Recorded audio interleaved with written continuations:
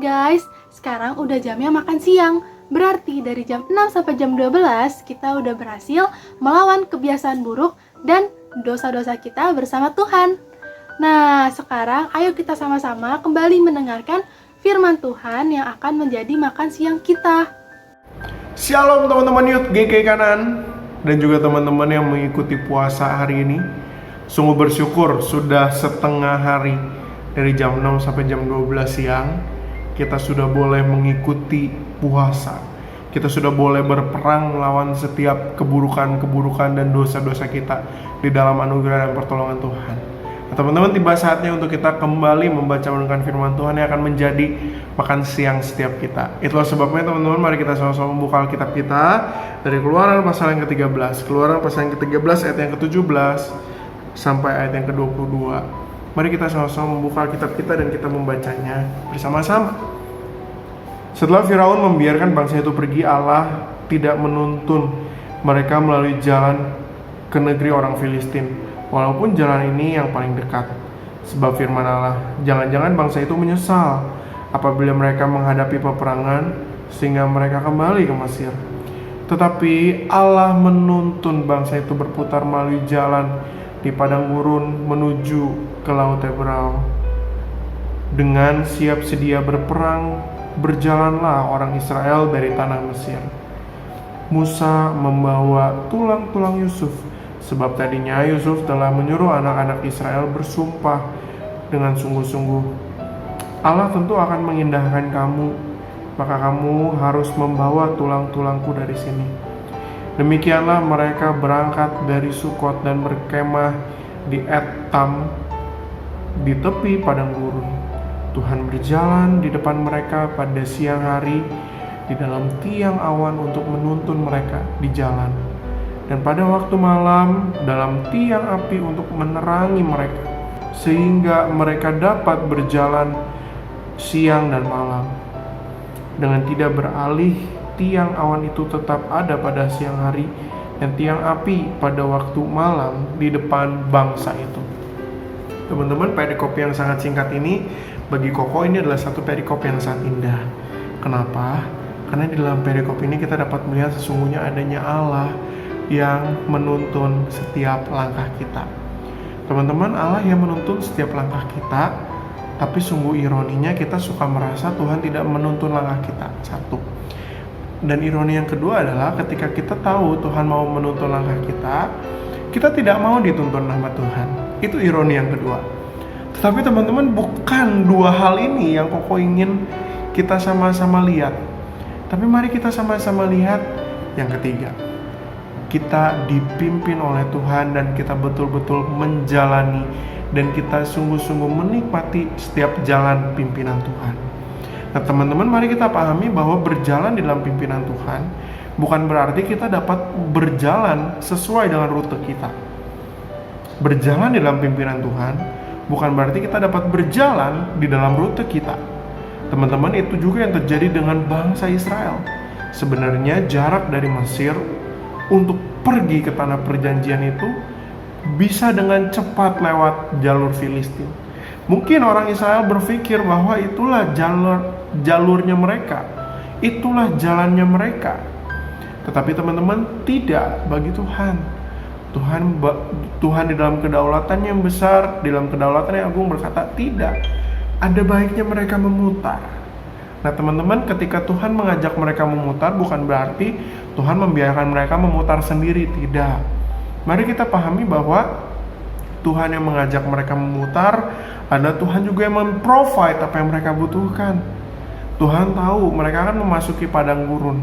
Itulah sebabnya pada siang hari Tuhan menjadi tiang awan. Supaya apa? Orang Israel kagak kepanasan tuh lagi jalan di padang gurun.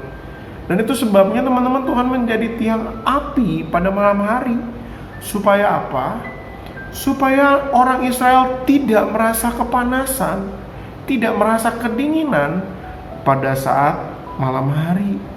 Itulah sebabnya teman-teman, mari kita sungguh-sungguh berjalan dengan taat. Kita berjalan dengan taat sama Tuhan.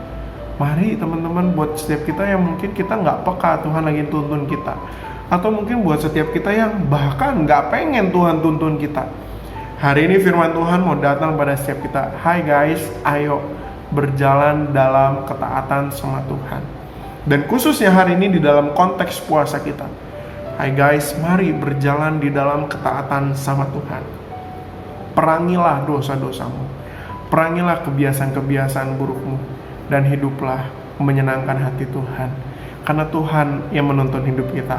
Ayo kita semangat puasa sampai jam 6 nanti. Dan nanti jam 7, ayo kita ikut Zoom meeting fellowship bersama-sama. Tuhan Yesus memberkati setiap kita. Amin. Betul banget nih guys, ayo kita selesaikan puasa kita sampai jam 6 sore nanti. Tahan, jangan makan, ayo lawan dosa bersama Tuhan. Sampai ketemu di Zoom Fellowship jam 7 malam. See you!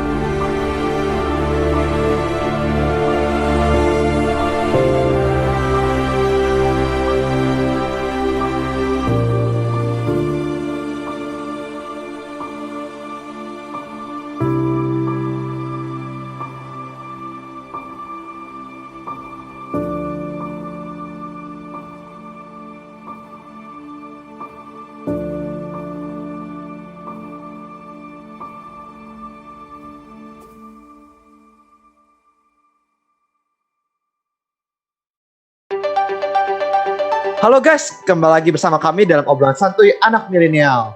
Hans, hari ini kita mau ngebahas tentang tema yaitu Christ and Culture. Pertanyaan pertama mengenai blended worship. Oke, ini pertanyaannya sangat bagus dan sangat menarik ya. Sebenarnya gini.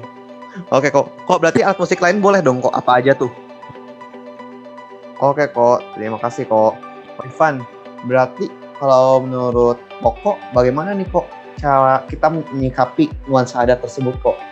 Kita bisa menggunakan waktunya, kita bisa menggunakan temanya. Kita mengembalikan semuanya kepada pribadi Allah, pribadi Tuhan Yesus, pribadi Roh Kudus yang memang bekerja di balik itu semua. Tetapi kamu menggunakan budaya itu sebagai jembatan untuk kamu memperkenalkan Kristus buat mereka.